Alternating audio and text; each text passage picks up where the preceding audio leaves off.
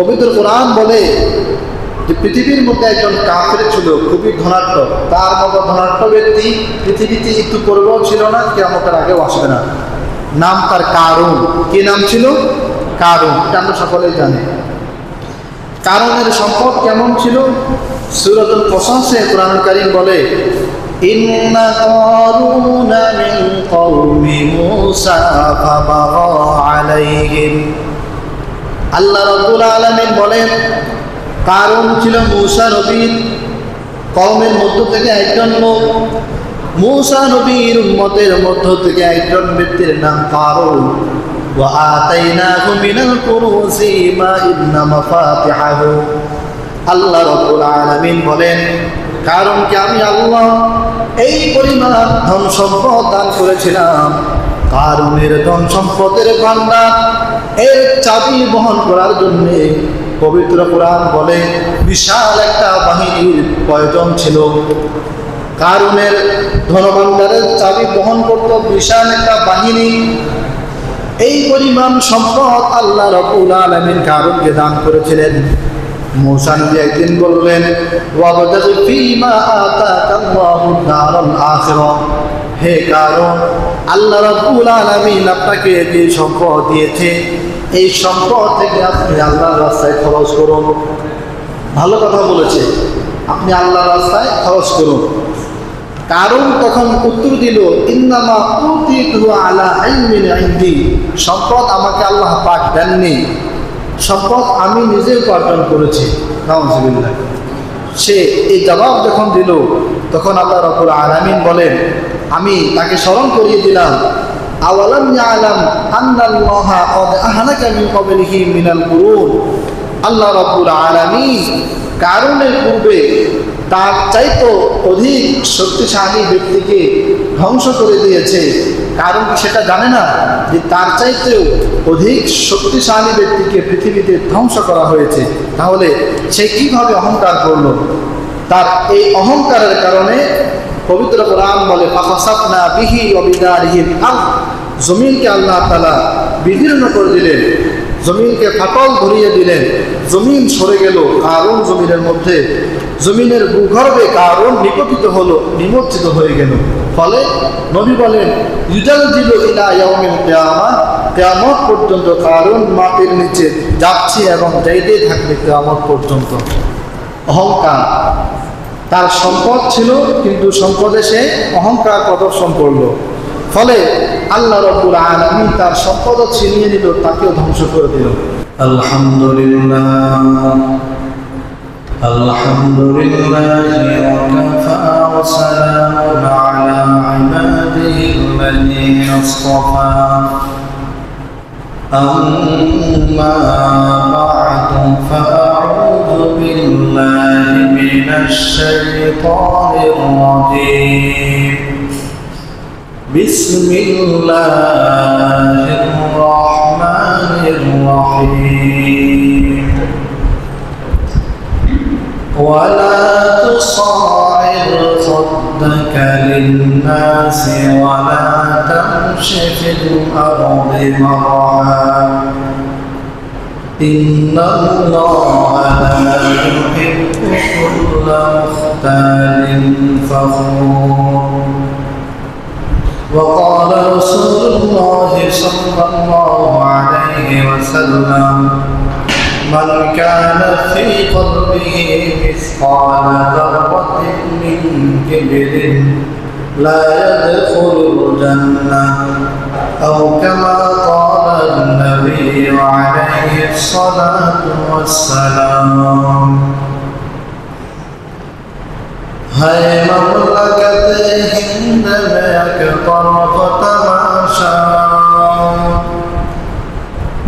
है ममलकत हिंद में एक तरफ तमाशा।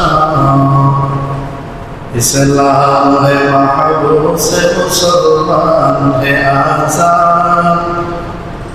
इस्लाम है महबूस मुसलमान है आजाद।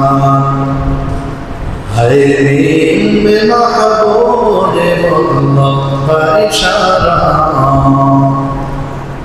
हरीम में महबूब तलक्का इशारा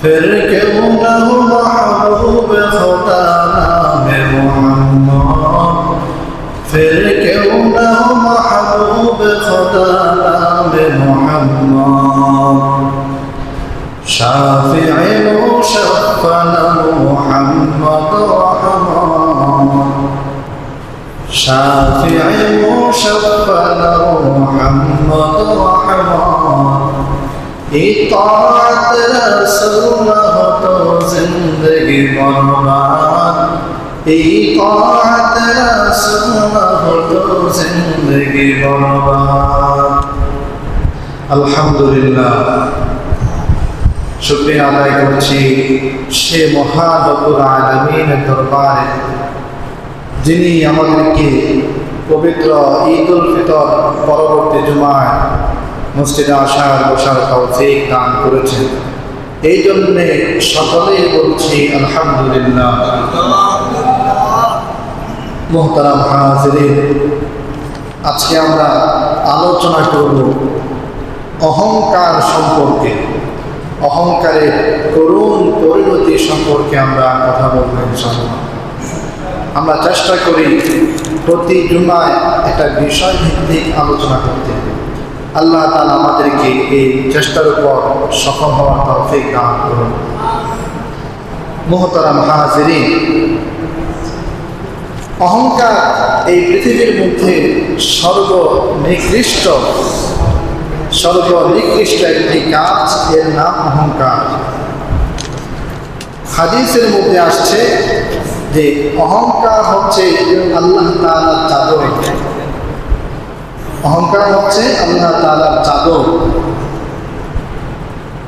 আল্লাহর হাবিব বলেন আল্লাহ তাআলা বলেন আল কিবরু রিয়াই যে অহংকার হচ্ছে আমার চাদর অতএব তোমরা আমার চাদর নিয়ে টানাটানি করবে না অহংকার হাফেজ ইবনুল কাইয়্যুম আল জাওজি রাহমাতুল্লাহ আলাইহি উনি লেখেন পৃথিবীতে সব গুনাহের মূল ভিত্তি তিনটা কয়টা তিনটা এক নাম্বার উনি বলেন আল কিবির অহংকার কারণ ওহুয়াল্লাযী আসারা ইবলিস সরাহু উনি বলেন অহংকারের কারণে ইবলিসের পরিণত হয়েছে শয়তানের পরিণত হয়েছে অহংকারের কারণে দুই নাম্বার আল হিরস লোভ লালসা উনি বলেন এইটার কারণে হযরতে আদম নবী জান্নাত থেকে বেরিয়ে যেতে হয়েছে ওই যে গমগম ফল যে ঘটনা আমরা সকলে জানি তিন নাম্বার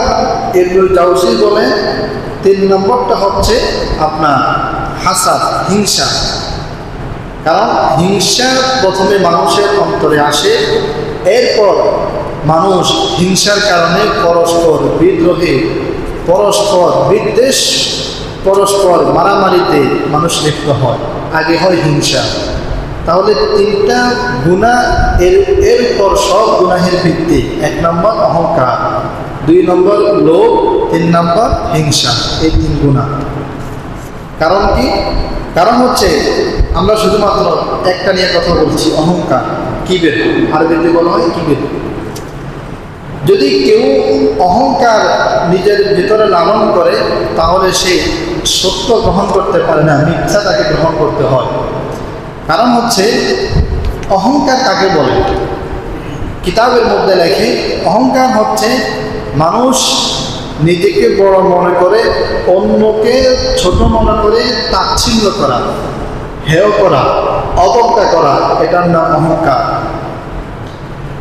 এটা না যে আমি বড় আরেকজন ছোট এটা মনে করলে অহংকার হয় না বরং তাকে ছোট মনে করে হেয় করলে তখন অহংকার হয় যেমন আপনি বয়সে বড় আরেকজন আপনার ছোট এখন আপনি তাকে ছোট বলবেন না তাকে অবশ্যই আপনি ছোট বলতে পারবেন এটা অহংকার না কিন্তু অহংকার তখন হবে যখন আপনি তাকে হেয় করবেন অবজ্ঞা করবেন তখন এরপরে ভালো পোশাক পরিধান করলে অহংকার হয় না হাদিসের মধ্যে আসছে এক সাহাবী প্রশ্ন করেছেন ইয়া রাসূলুল্লাহ ইয়া হাবিবাল্লাহ ইন্না রাজুলা ইউহিব্বু আন ইয়াকুনা যে প্রত্যেক মানুষ চায় সে ভালো পোশাক পরিধান করবে ভালো জামা কাপড় পরিধান করবে, ভালো জুতা পরিধান করবে, এতে কি তার অহংকার হবে?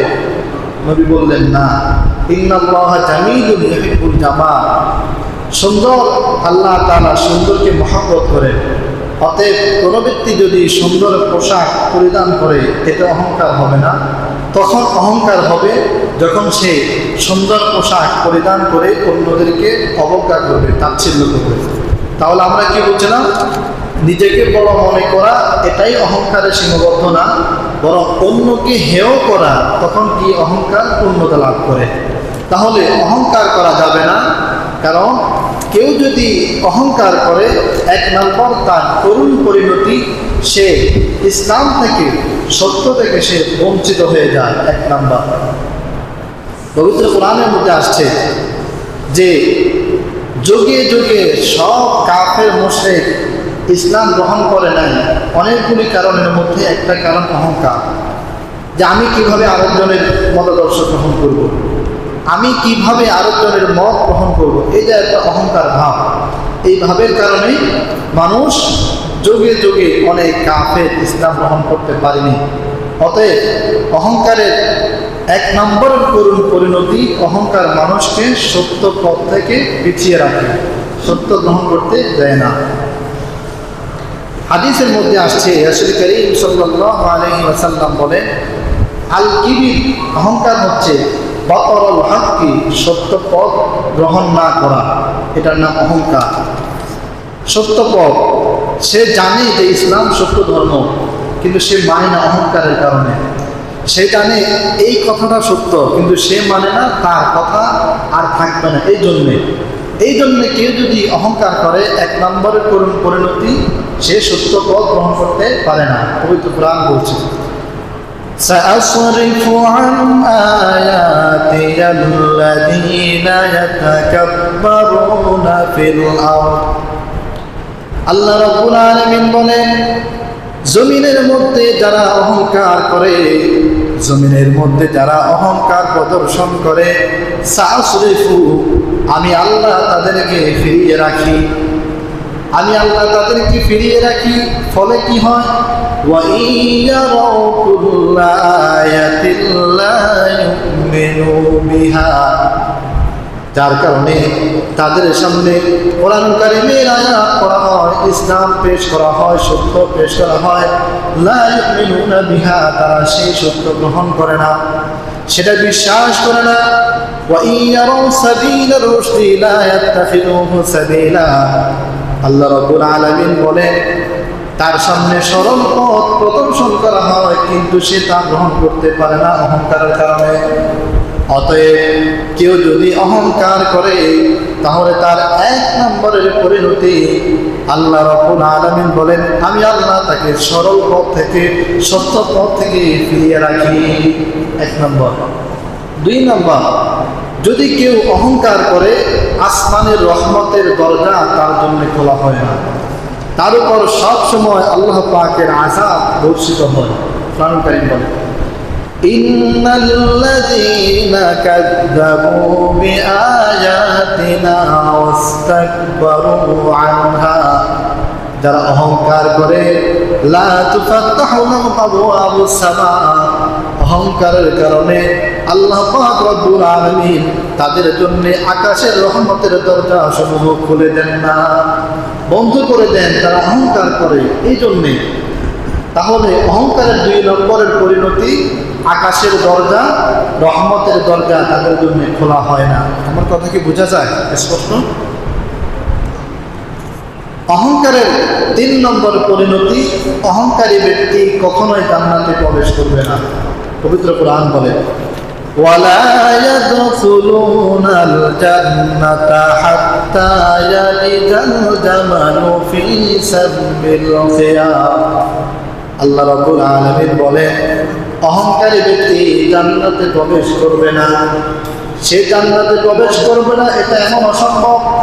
কোরআন বলে, ইয়ালিজাল জামালু ফি সাবিল খিয়াম, সুয়ের মধ্যে ওট যেমন, সুইয়ের মধ্যে যেমন প্রবেশ করা অসম্ভব, একটা সুইয়ের মাথার যে ছিদ্র থাকে, ওই ছিদ্র দিয়ে একটা বিশাল ওর যেমন প্রবেশ করতে পারবে না, আল্লাহর কোরআন বলে অহংকার যারা করবে তারাও এমনভাবে জান্নাতে প্রবেশ করতে পারবে না।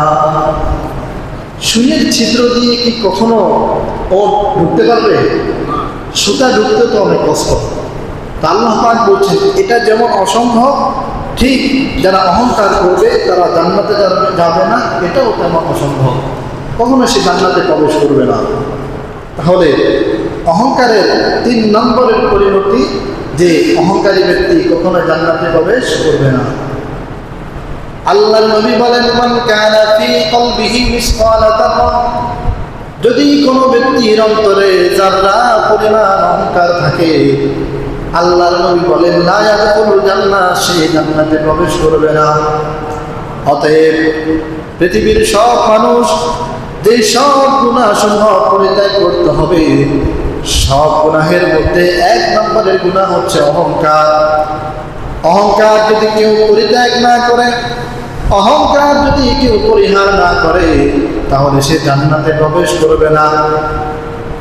কারণ জান্নাত আল্লাহ রাব্বুল আলামিন তাদের জন্য বরাদ্দ রেখেছেন যাদের মধ্যে অহংকার থাকে না।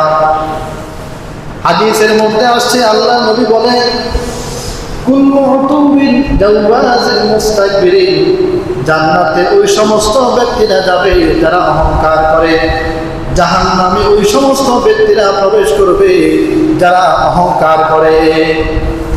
অহংকার করলে সে জান্নাতে প্রবেশ করবে না।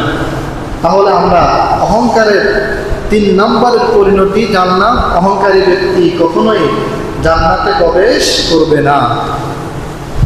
4 নম্বর, যদি কেউ অহংকার করে তাহলে তার জন্যে জাহান্নামের ভয়াবহ শাস্তির সুব্যবস্থা, ভয়াবহ শাস্তি।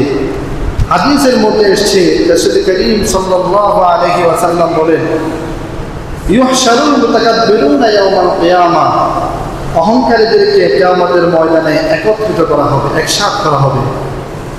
এরপরে তাদেরকে উপস্থিত করা হবে আমসালাল যাতি, পিঁপড়ার মতো করে, পিঁপড়ার মতো ছোট করে কিয়ামতের ময়দানে অহংকারী ব্যক্তিদেরকে উঠানো হবে।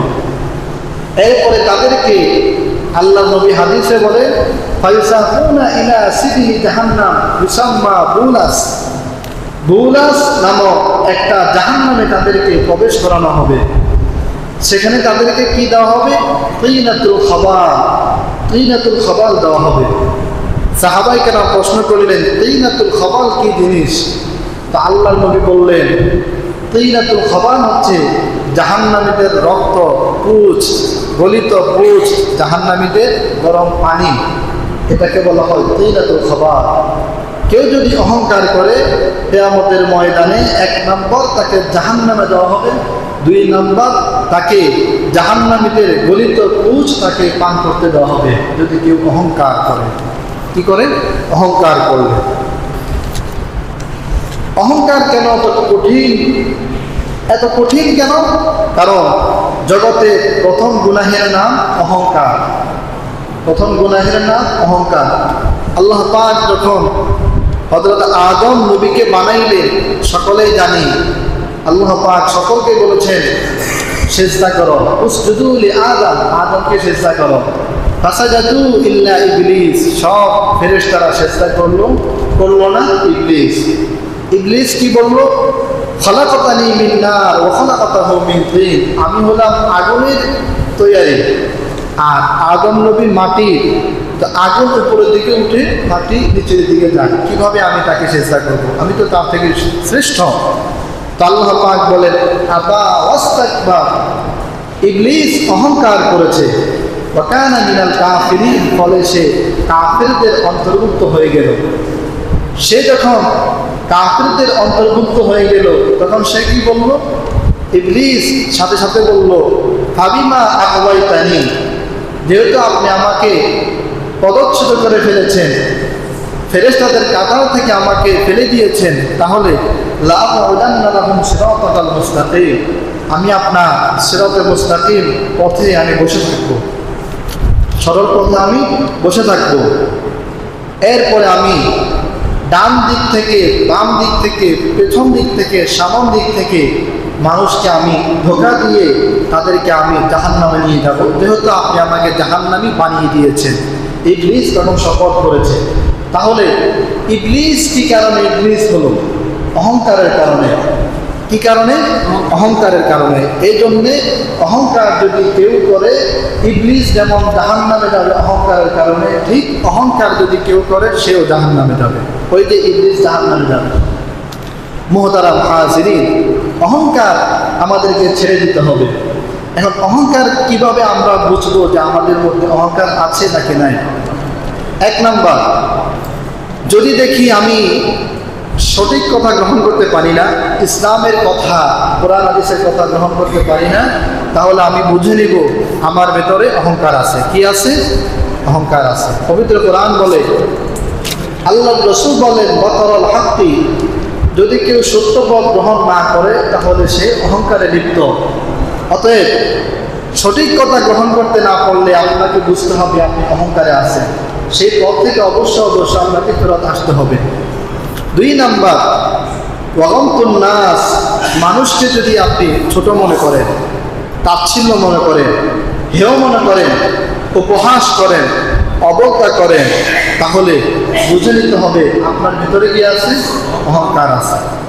তিন নাম্বার, আপনার অর্থ করি যদি আপনাকে এই কথা মনে মনে নিয়ে আসে যে টাকা পয়সা আমার অনেক, অন্য কারণে, অতএব এই টাকা আমি কামাই করেছি, এই টাকার মালিক একমাত্র আমি, এই ধরনের মনোভাবান্য যদি আপনার অন্তরে আসে, মনোভাব অন্তরে আসলে সেটা আপনার অহংকার। অতএব তিন নম্বর হচ্ছে সম্পদের অহংকার করা যাবে না। এটা তো আপনাকে বুঝতে হবে।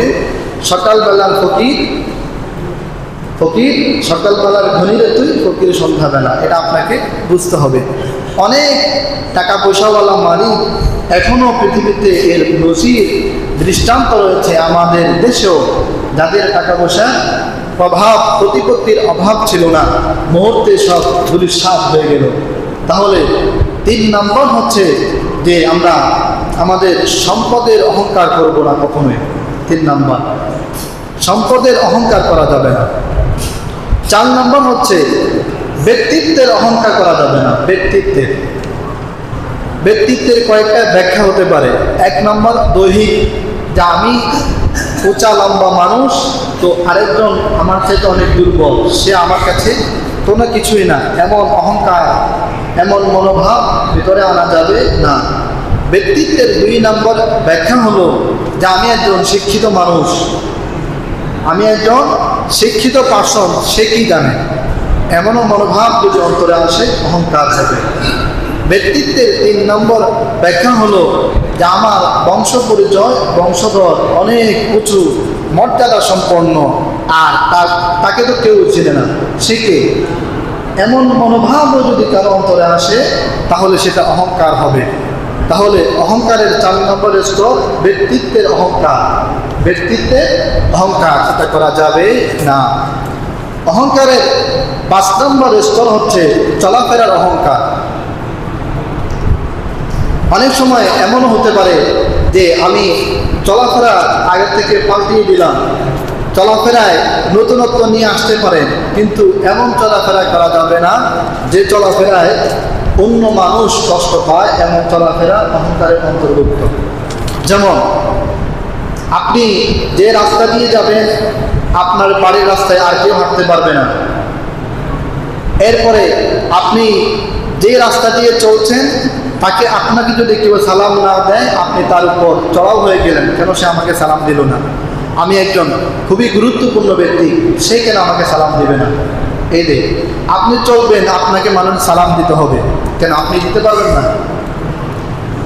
হ্যাঁ, এমন মনোভাব যদি আপনার আসে যে আমি চলাফেরা করব, চলাফেরার পথে সবাই আমাকে আদব করবে, কিন্তু আমি কাউকে আদব করতে পারবো না, এমন মনোভাব যদি আসে তাহলে সেটা হবে অহংকার, চলাফেরার অহংকার। এই অহংকার আমাদেরকে ছেড়ে দিতে হবে, এটা করা যাবে না। মুহতারাম হাজিরিন, 6 নম্বরের অহংকার হচ্ছে আমাদের 6 নম্বরের অহংকার হচ্ছে কথাবার্তার অহংকার। কথাবার্তা, আমরা অনেক সময় কথা বলতে গিয়ে আরেকজনকে আমরা অপমানিত করি। একজন মানুষকে আমি নির্বিচারে অন্যায়ভাবে অপমানিত করি, এটা হচ্ছে আমাদের কথাবার্তার অহংকার। আমরা যেটা বলছি অহংকার অর্থ হচ্ছে যে আমি অনেক বড়, এতটুকুতে সীমাবদ্ধ না। তাহলে 6 নম্বর হলো, কোনো মানুষকে যদি আপনি কোনো মানুষকে অপমানিত করেন অন্যায়ভাবে, অন্যায়ভাবে শব্দটা অন্যায়ভাবে যদি আপনি কাউকে অপমানিত করেন তাহলে সেটা হবে আপনার কথাবার্তার অহংকার। যদি আপনি কথায় কথায় মিথ্যা বলেন সেটা হবে কথাবার্তার অহংকার। মিথ্যা বলা এটাও একটা অহংকার, কথাবার্তার অহংকার। যদি আপনি কাউকে অন্যায়ভাবে ধমক দেন সেটাও কি হবে? কথাবার্তার অহংকার। যদি আপনি কোনো ব্যক্তির সাথে গরম হয়ে গেলেন, বলবেন যে এটা আমার মেজাজ না, আপনার মেজাজ আর আরেকজনের মেজাজের মধ্যে আল্লাহ তাআলা পার্থক্য রেখেছে। আপনার মেজাজের অর্থ এই না যে আপনি আরেক ব্যক্তির সাথে গরম হয়ে যাবেন। কার সাথে আপনি গরম হচ্ছেন? সে আপনার ভাই, সে আপনার মুসলিম ভাই, তার সাথে আপনি কেন গরম হবেন? তাহলে গরম হয়ে কথা বলা, মিথ্যা কথা বলা, একজনকে অপমানিত করা, এগুলোও কি অহংকার? এগুলোও অহংকার। 6 নম্বরের অহংকার, এটাও আমাদেরকে ছেড়ে দিতে হবে। 7 নম্বরের অহংকার হচ্ছে আমরা কখনোই আমাদেরকে অনন্য মনে করব না যে আমি একমাত্র ব্যক্তি, আমার বিকল্প আর কেউ নেই। এমন মনোভাব যদি কোনো ব্যক্তির অন্তরে আসে সেটা অহংকার হবে। পবিত্র কোরআন বলে ওয়ালা তামশি ফিল আরদি মারহা, জমিনের মধ্যে অহংকার করে দম্ভ ভরে চলাফেরা করবে না। কোরআন কি বলতেছে?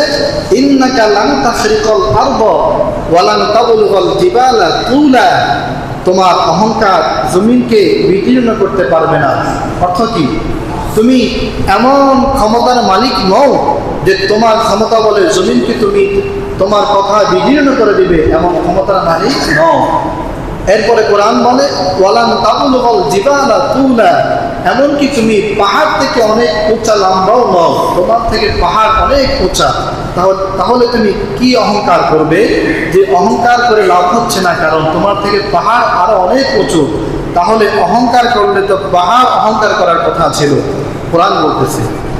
এরপরে কোরআন বলতেছে সূরাতুল লুকমান ওয়ালা তুসাইর খাদ্দাকা লিন-নাস, মানুষকে হেয় করবে না, অবজ্ঞা করবে না, কারণ ইন্নাল্লাহা লা ইউহিব্বু কুল্লা মুখতালিন ফাখুর, যারা মানুষকে হেয় করে, অবজ্ঞা করে, মানুষের প্রতি অহংকার প্রদর্শন করে, আল্লাহ তাআলা তাদেরকে ভালোবাসেন না, পছন্দ করেন না। অহংকার ছেড়ে দিতে হবে। তাহলে 7 নম্বরের অহংকার হচ্ছে আমি একমাত্র ব্যক্তি, আমার বিকল্প কেউ নেই। এমন মনোভাব যদি কোনো ব্যক্তির অন্তরে আসে, অটোমেটিক তার অন্তরে অহংকার আসবে। 8 নম্বরের অহংকার হচ্ছে সকল মানুষের সাথে সুসম্পর্ক না রাখা, একটা অহংকার। 8 নম্বর, মানুষের সাথে সুসম্পর্ক না রাখা, এটা কি? একটা অহংকার। একজন মানুষের সাথে আপনি ঝগড়া করলেন, অহংকার। একজন মানুষের সাথে আপনি কথা বললেন না, অহংকার। একজন মানুষকে আপনি জায়গায় জায়গায় ভেটো দিলেন, অহংকার। তাহলে মানুষের সাথে যদি সুসম্পর্ক না থাকে তাহলে বুঝে নিতে হবে এটাও একটা অহংকার। এই 8 ধরনের অহংকার আমাদেরকে ছেড়ে দিতে হবে। অহংকারকে আমরা কিভাবে ছেড়ে দিব?